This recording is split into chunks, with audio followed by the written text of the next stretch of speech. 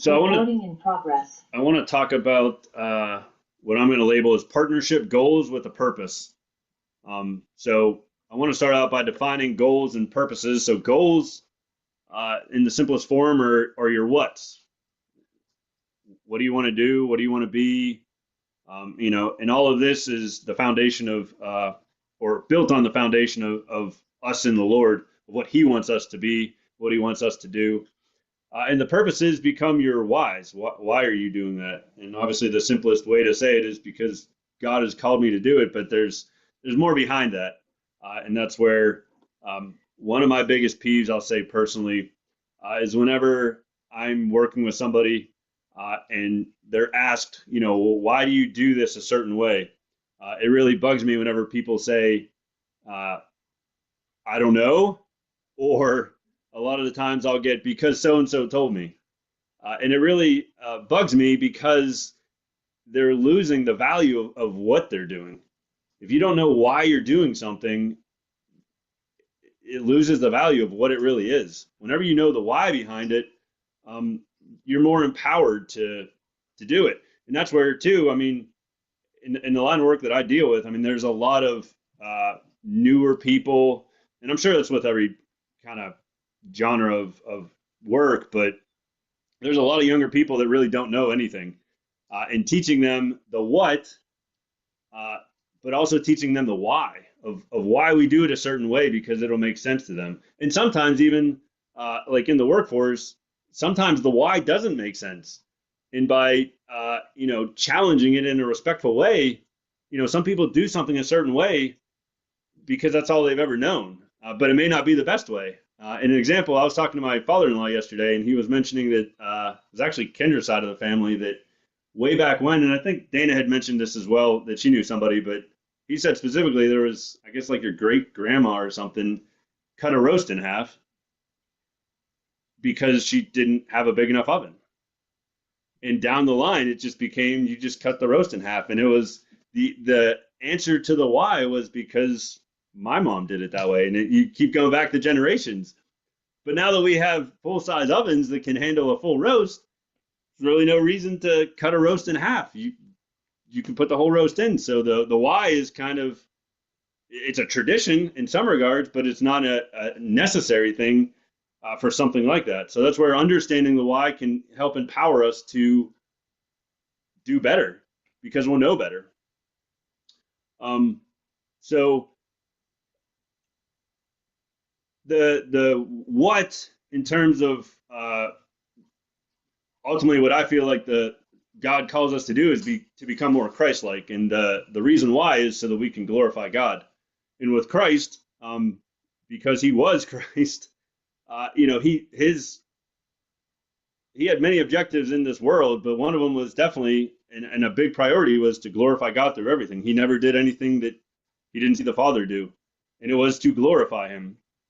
So by us becoming more Christ-like with the what, we can glorify God that much more based on the why of what it is. So within the goal and purpose of our lives is a journey full of God's plans for us. And within those plans are goals and purposes of their own. For plans require goals and purposes. Otherwise, what has He planned for us? Someone once said dreams without goals are just dreams.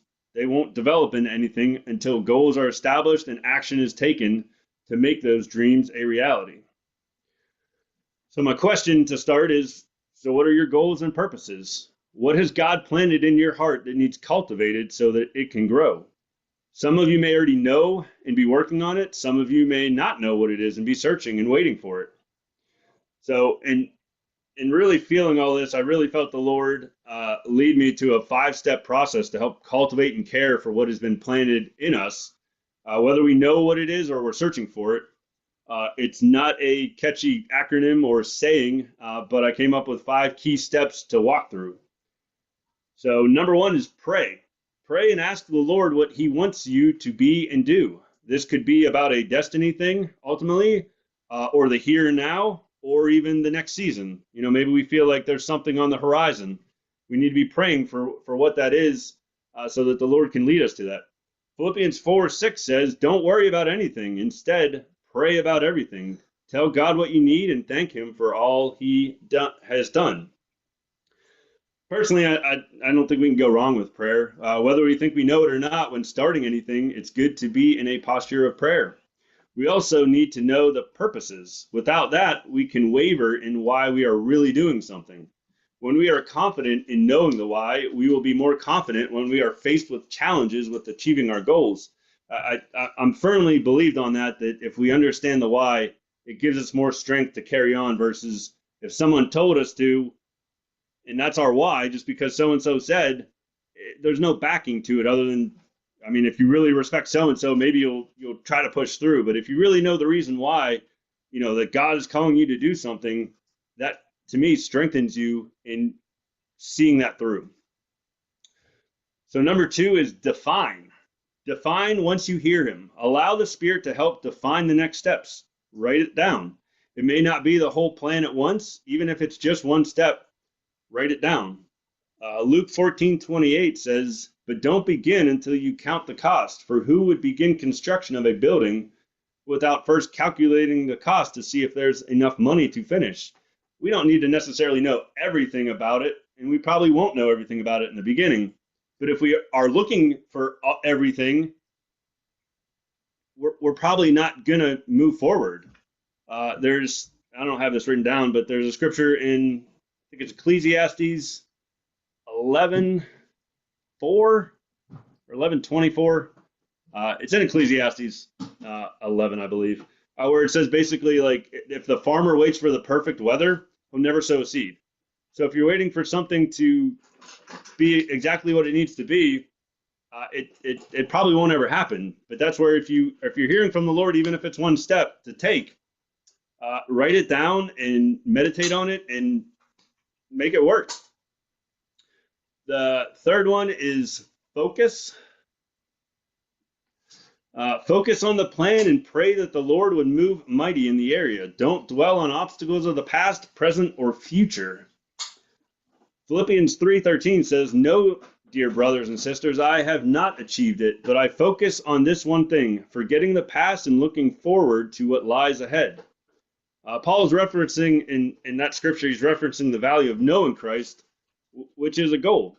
And starting in verse 12 in the NLT translation, they mention it as the section of pressing toward the goal. So God has given us goals, whether we accept them as goals or not. And if we focus on what those goals are, and again, don't think of the barriers, but focus on how to get there by praying through it, we'll become more confident in those. We'll have more strength to carry those on. And by us taking those actions of praying and defining and focus, those will start leading us towards where we really need to go, what we really need to do, who we really need to talk to, what we really need to say, all of that kind of stuff. It's all worked up into that. And then number 4 is give your best. Colossians 3:23 says, "Work willingly at whatever you do, as though you were working for the Lord rather than for people." I'm sure most of us have heard that scripture, but it is true. And there's another one. So do nothing without grumbling or complaining. Philippians 2:14. Do all things without grumbling or disputing, as the NLT says it. Whenever we give, whether it's giving our time, giving to the Lord, tithing and offering and all that kind of stuff, it's an action. It's something that we need to do. We can't give without an action. And furthermore, there's times where I'll say it like this: we can't give something that we don't have. There's often times that Gabby or Olivia will say, I want this or I want that, and I'll flat out say, I don't have it. I can't give you something I don't have. But if we're working towards something with all of this stuff that we're outlining here, we will have something to give, because we'll be praying to God. We'll have a plan. We'll know the purpose, and we'll be able to give towards that based on what he has given us through that. And the final one is leave. which might sound interesting for some of you, but I'm saying leave the results up to him. We watched a movie, Facing the Giants. I don't know, some of you might have seen that. Came out in like 2006. It's a very good one. And the head coach told the team, he said, we need to give our very best and leave the results up to God. The meaning of it all is that when we give our best, we'll have nothing to regret. And I do believe the Lord honors our efforts. While it may not always go the way we feel it should, we all know that God is in control and wants the very best for us. And adversity strengthens our character.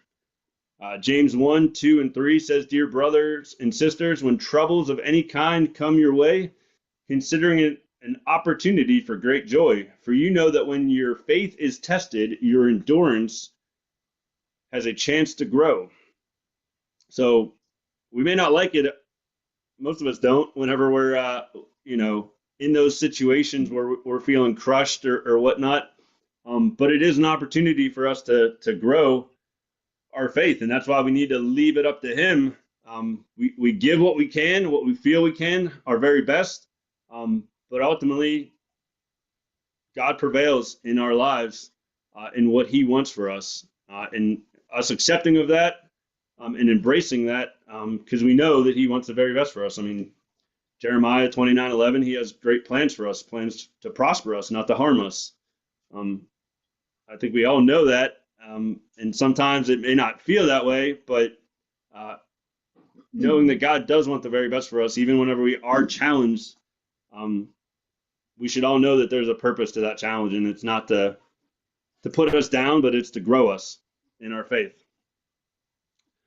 So in concluding, what has God given you that now you need to set goals with purposes to reach for? We always want to be moving in a forward motion, not looking back, but forward to what lies ahead. And one of the things that just popped into my mind, there's somebody had mentioned, don't mistake motion with progress, because you could be running in place and not making any progress. So we want to always be moving forward, not staying in place. So whether it's a stronger relationship with the Lord, a new house, or something else, those thoughts without goals will make it more challenging to achieve. So with that, I'd really like to challenge us all to set goals with purposes these coming summer months, pressing into what God has for us and working with him to set goals with purposes so that we can flourish in him. So my message was kind of short today, but that's kind of it. So anybody have any thoughts or any questions or anything?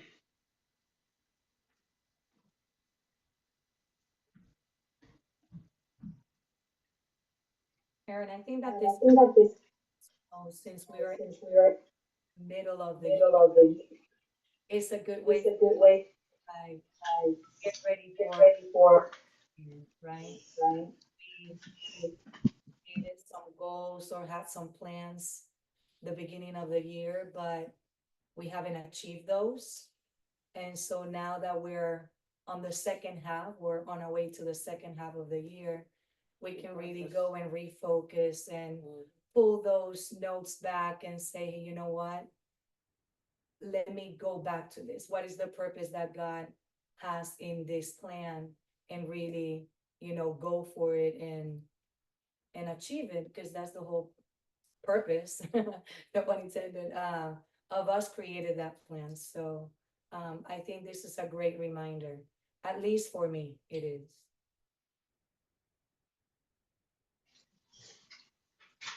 Thank you for that. And I almost forgot to. I kind of got a little ahead of myself. So we're going to break the recording here. So if you want to give, you can go to presencedriven.life and click on the give button. And thank you all for joining us.